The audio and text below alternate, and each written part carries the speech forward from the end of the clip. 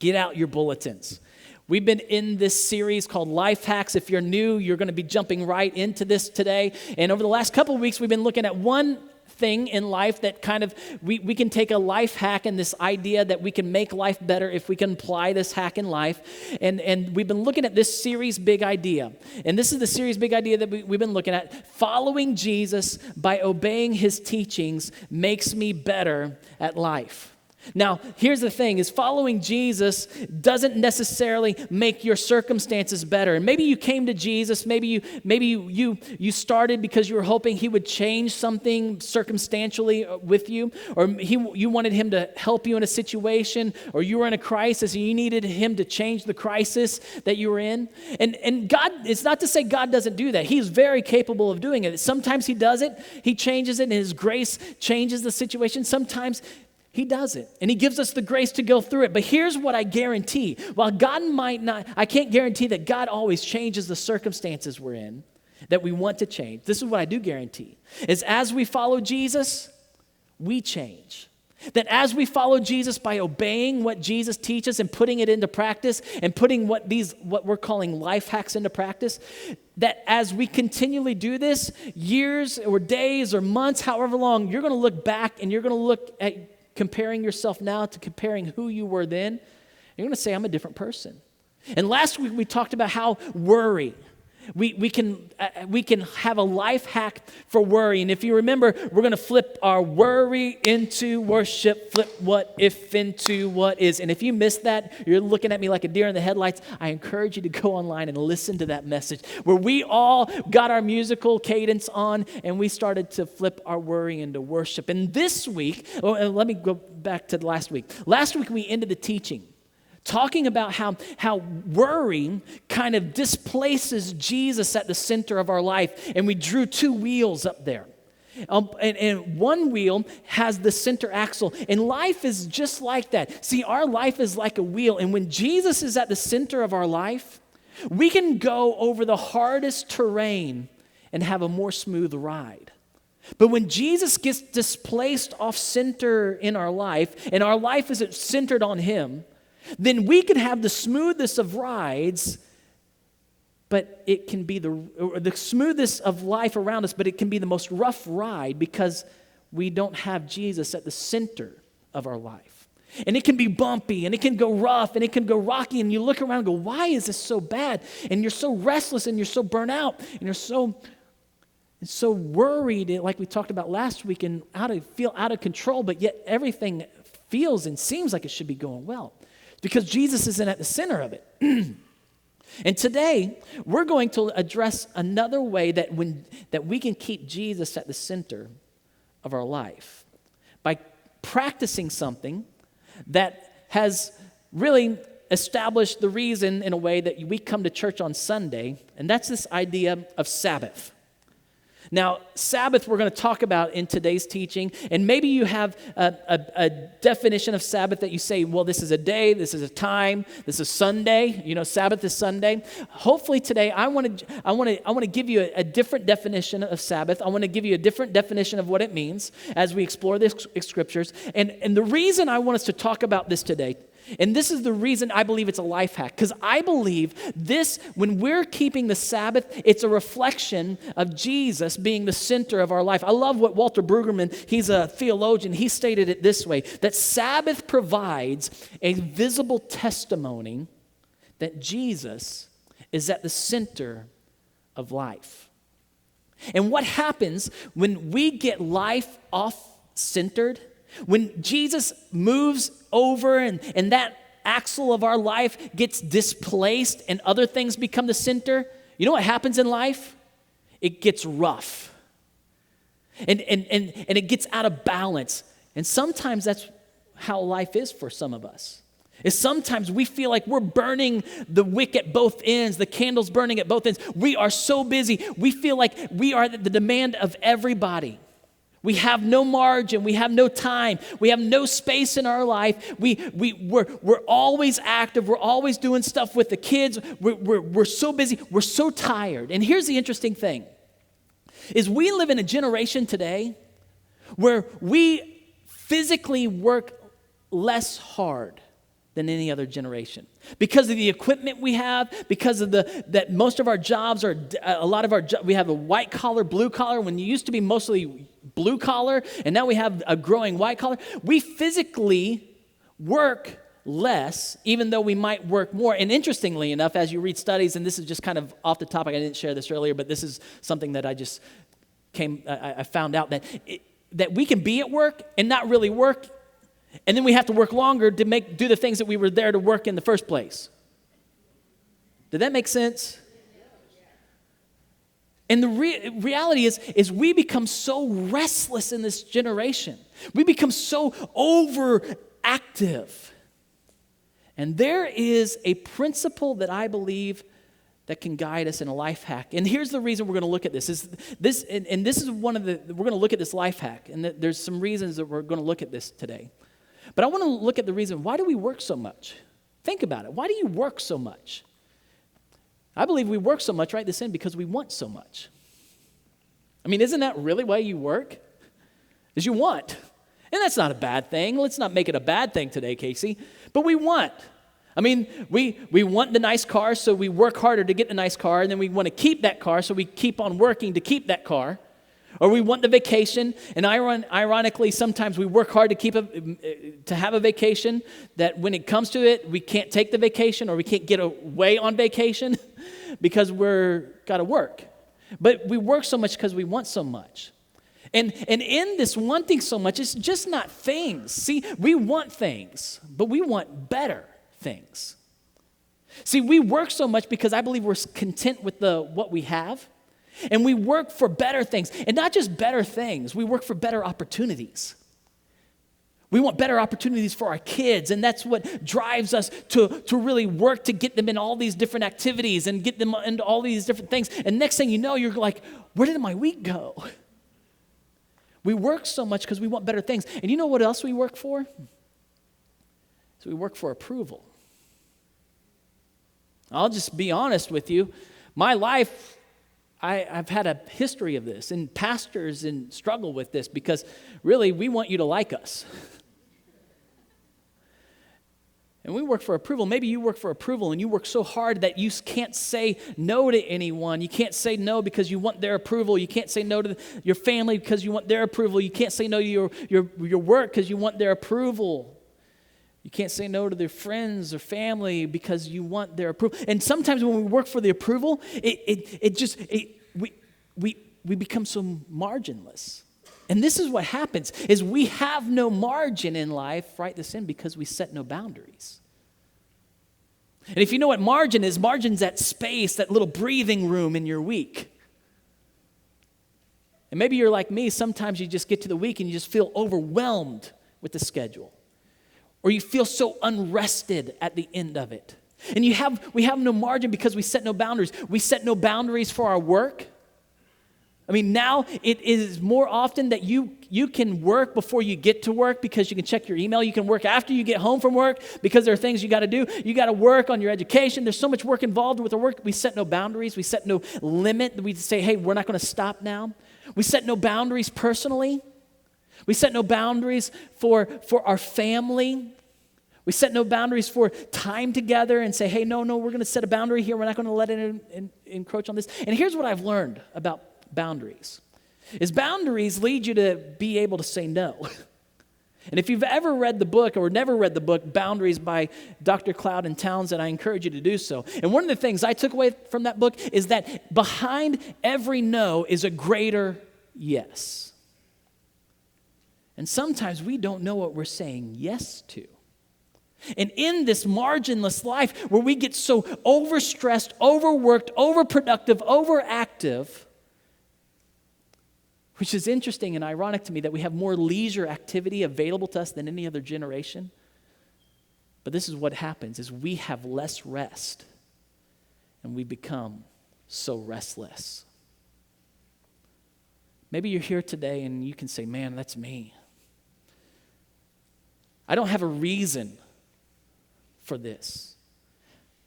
And maybe the reason is self-inflicted, that I've just allowed too much to get into my life, and because of this, I have no rest. I'm not at my best because I can't rest, and I become so restless. It's almost like I'm involved in all these things, but these things don't fuel me. These things don't add value to me. My soul feels in such angst. I feel so discontent. I feel so dissatisfied. And I believe this right here. Write this in, that God has an ancient solution that brings us a blessing. And that's through this idea of Sabbath. And today I hope to just give you a new idea of Sabbath. And my prayer for you today is that you leave today wanting to figure out how you can apply this in your life.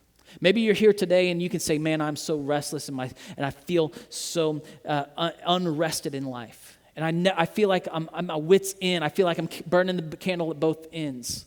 Today I hope you walk away with this desire to figure out how you can create margin, space, Sabbath. And today we're going to look at that word Sabbath, and I'm going to give you a definition of what I believe we can pull through the entire narrative of Scripture.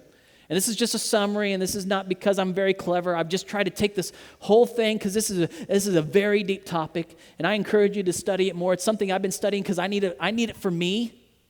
I need it so I can be a better husband, better dad, a better pastor. And I need it because this is the way God's designed me to be. And we're going to see that here in a second. But this is the teaching big idea that I want you to take away.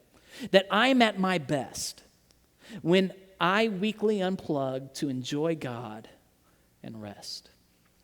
That you and I are at our best when we weekly unplug to enjoy God and rest. In order to see that we're at our best, I believe we need to open up the beginning of this narrative, the story of creation and the story of mankind and our relationship with God, and see what that looks like at the beginning. And if you got your Bible with you, I encourage you to turn to Genesis chapter 2.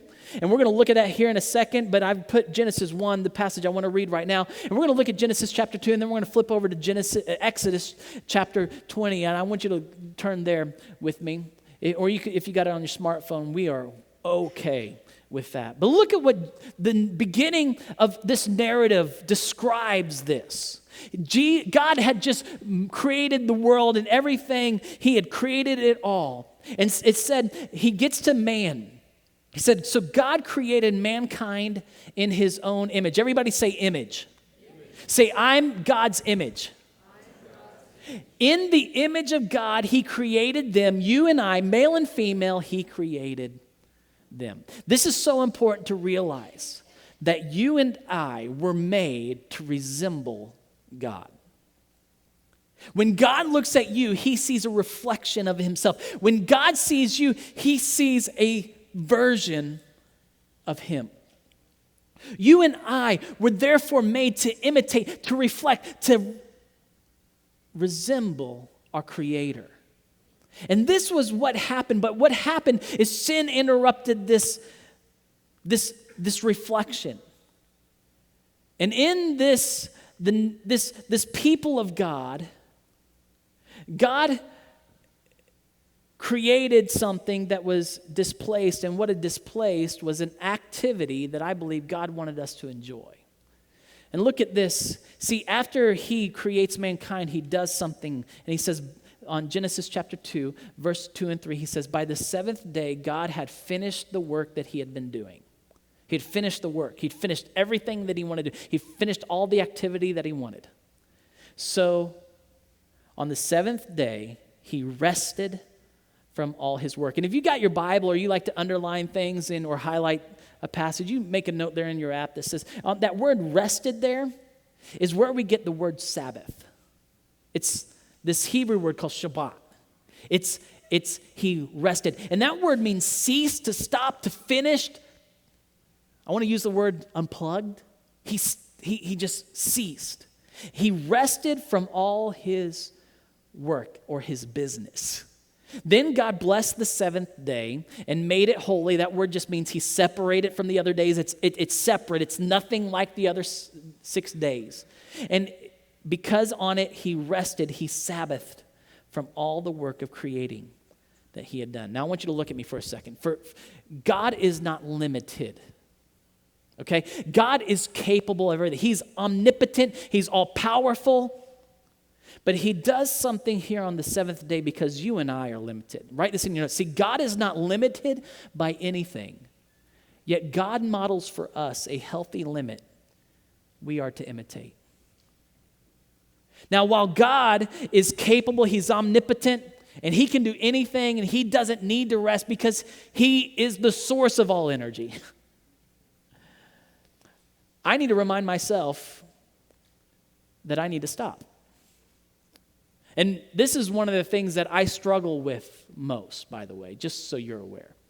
This is something that I am not really that great at, but I'm learning. And I want to invite you into learning this with me. How can we see that God models something that I need to imitate?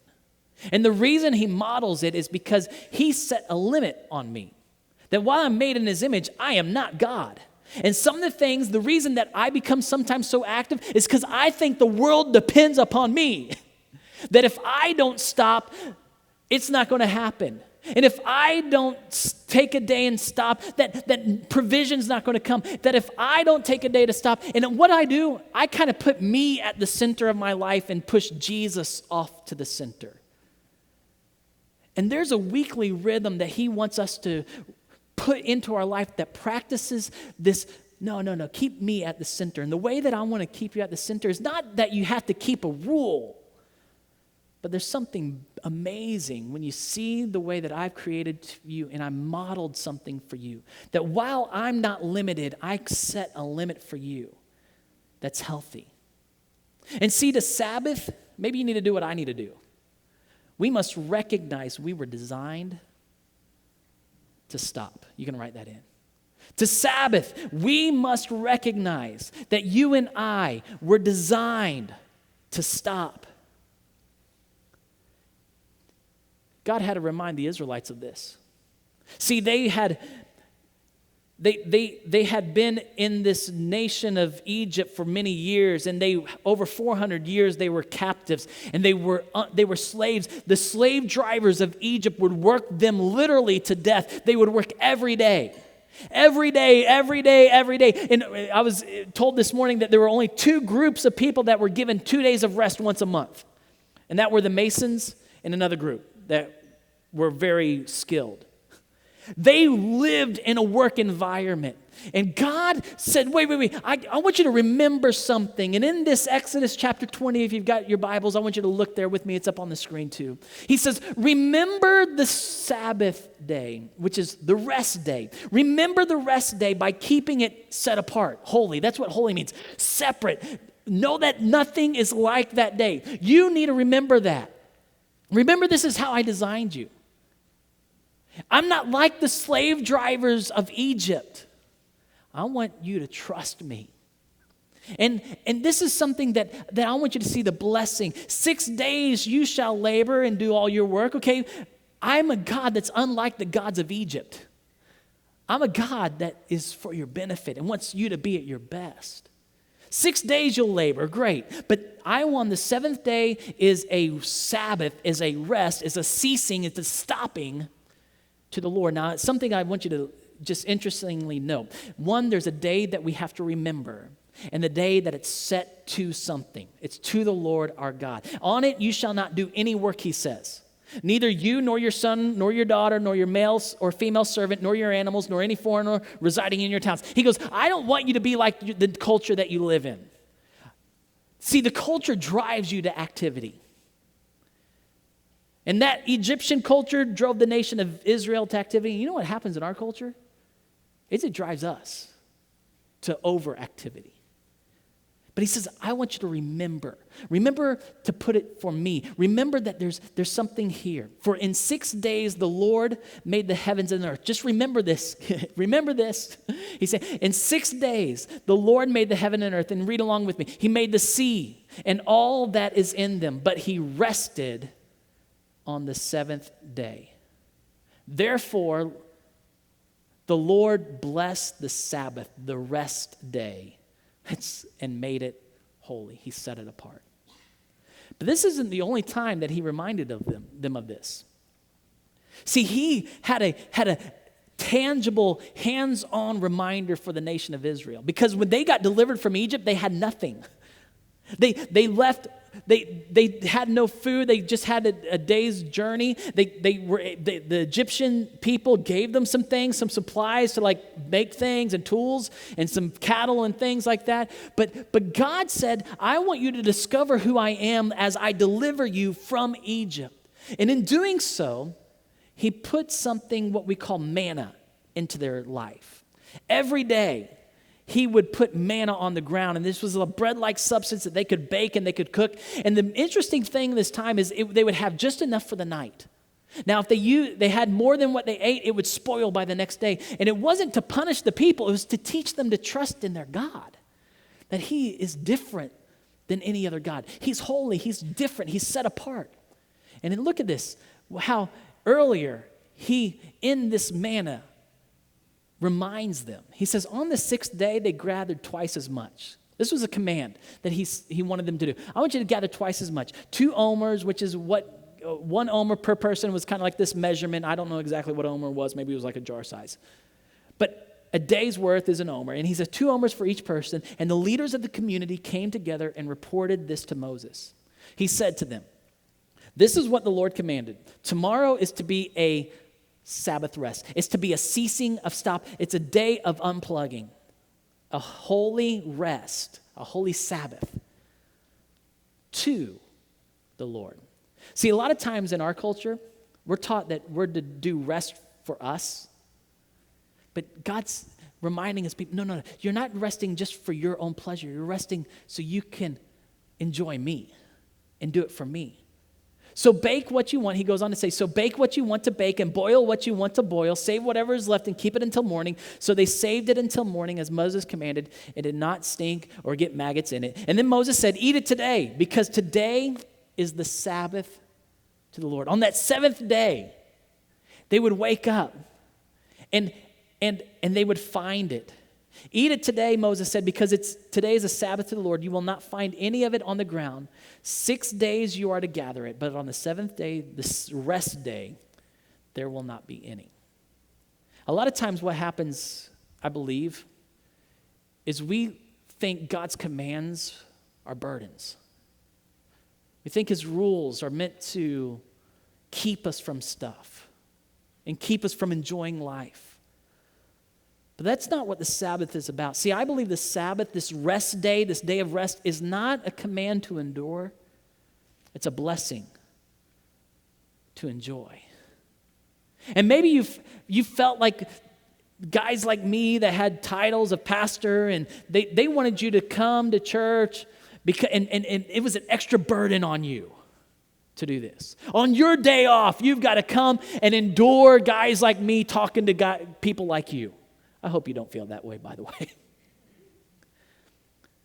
See, on our day off, on the day that we don't work for our provision, there's a rest that we can enjoy. And this rest is not a command to make us not enjoy life. It's a blessing in it.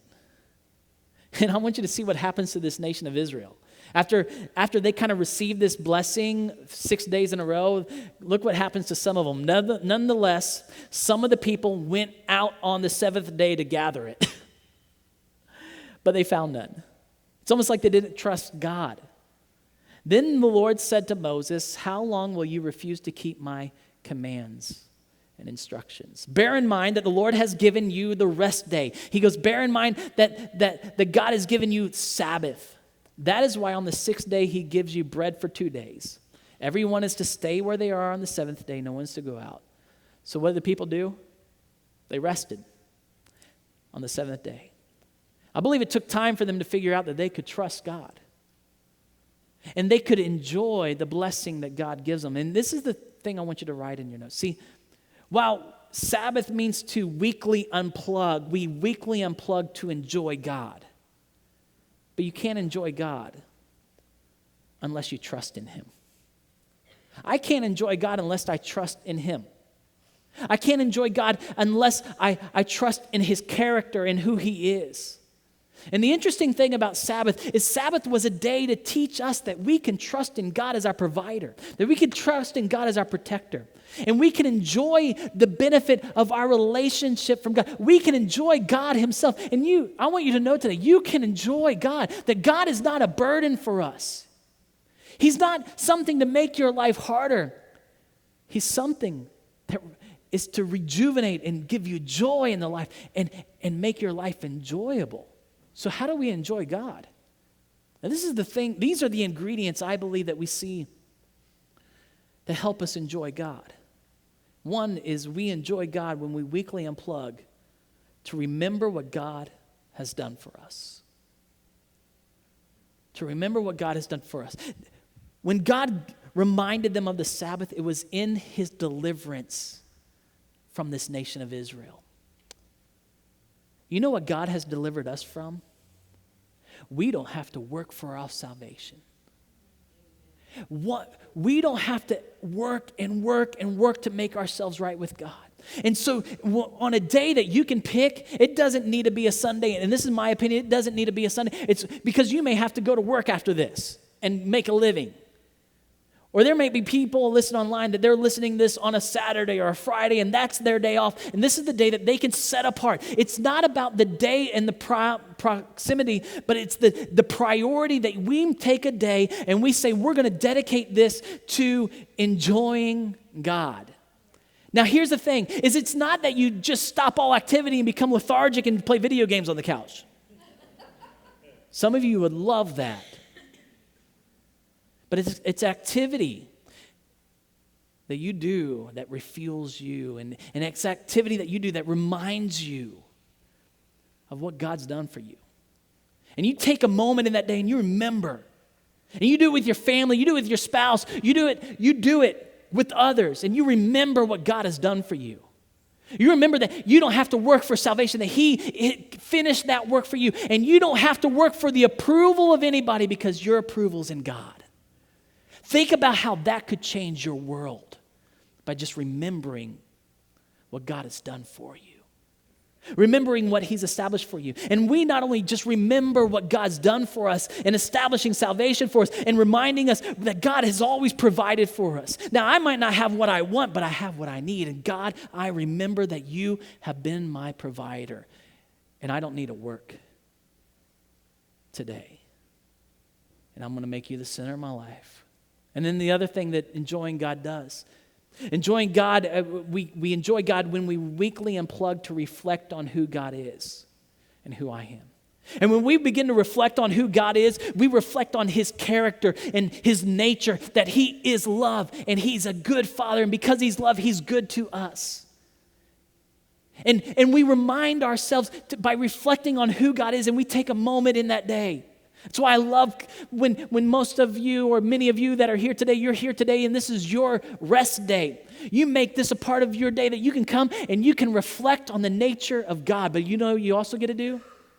Is you don't just reflect on the nature of God and who he is. It gives you an opportunity to have space to reflect on who you are. And I believe some of the reasons that we are so overactive in life is we don't want to come face to face with who we really are. But we need to know who we really are. Because when we see who we are and we see ourselves in the mirror and we go, oh, I'm not that character. I don't have that character in me. And I reflect on who God is and I see who I really am, that's not that bad of a thing. Because when I see who I am in Jesus, I can see me differently.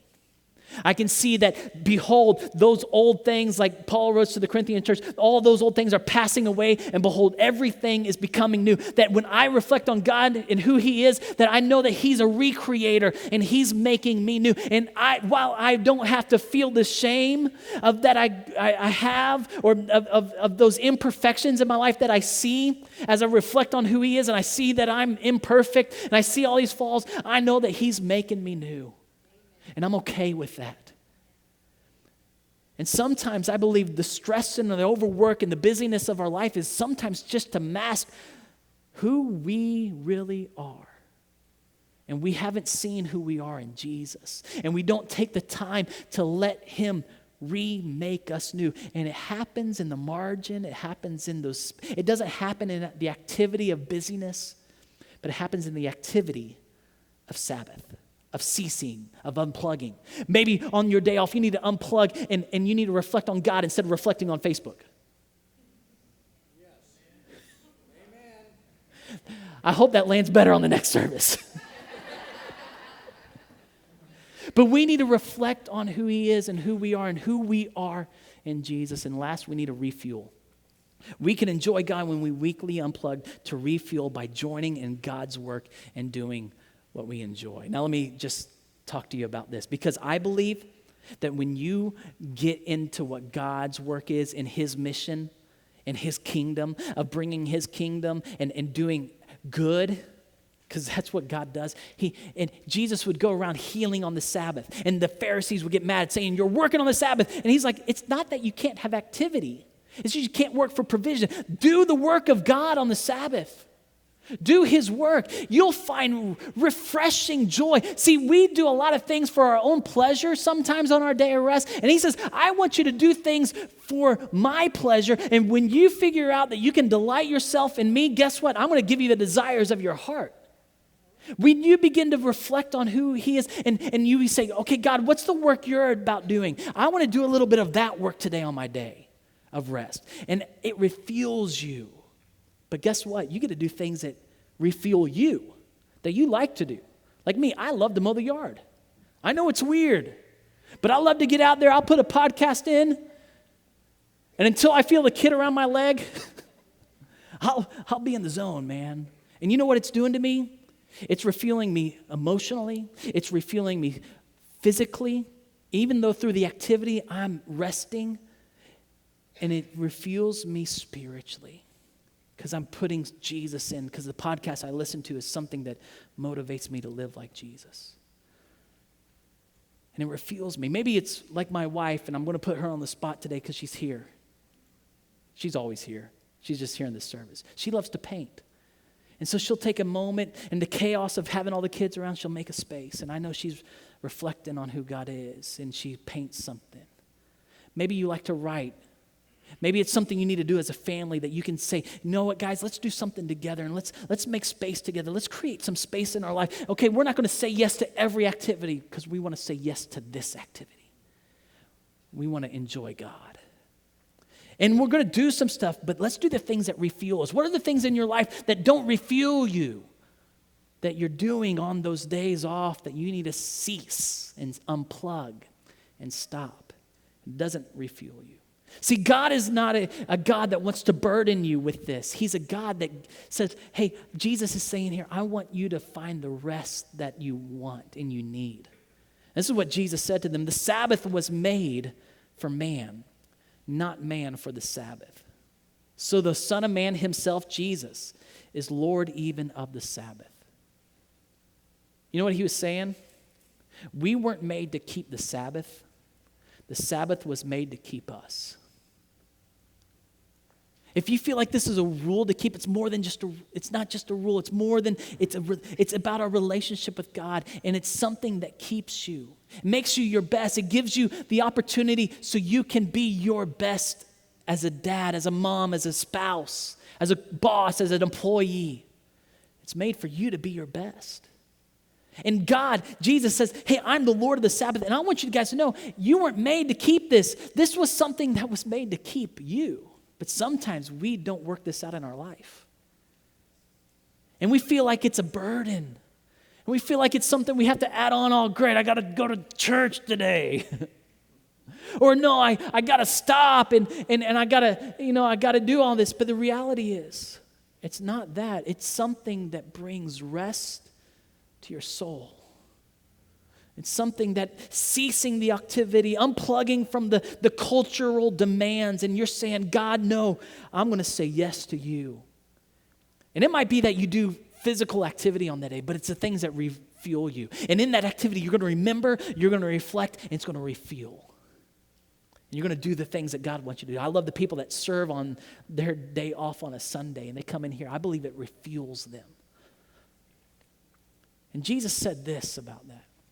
He said, come to me, all you who are weary and burdened. Are you weary and burdened? Are you here in life and you can say, I am weary and burdened? Jesus is saying this to you. Read it with me. Come to me, all you who are weary and burdened. And what's he say? And I will give you rest. See, we look for rest in all these different activities, but we are so restless. And Jesus says, no. Make me the center.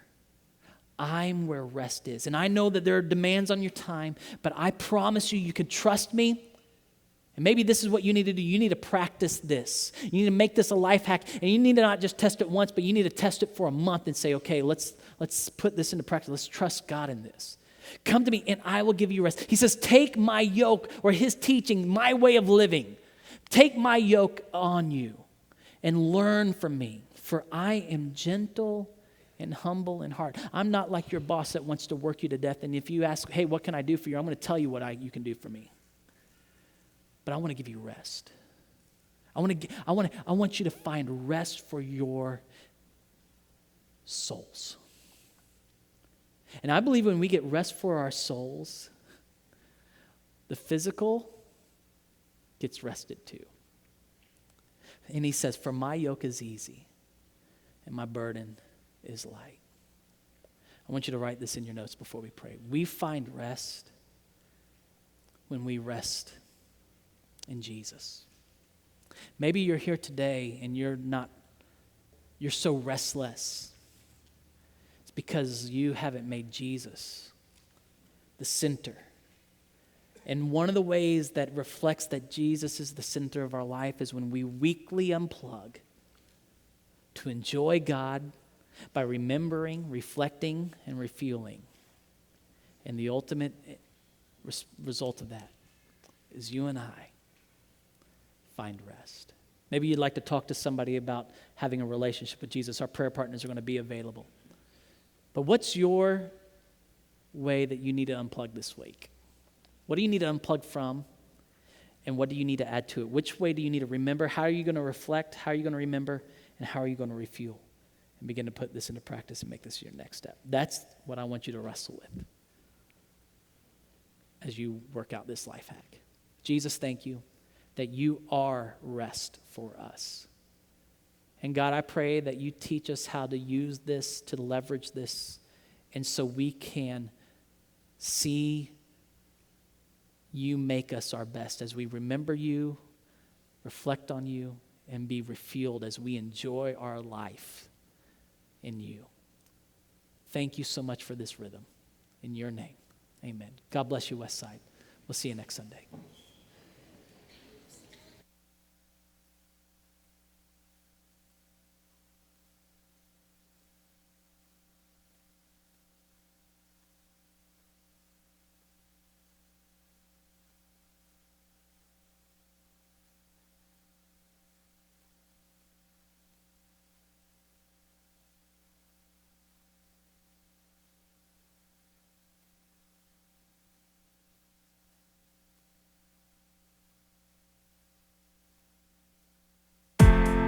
I am a try.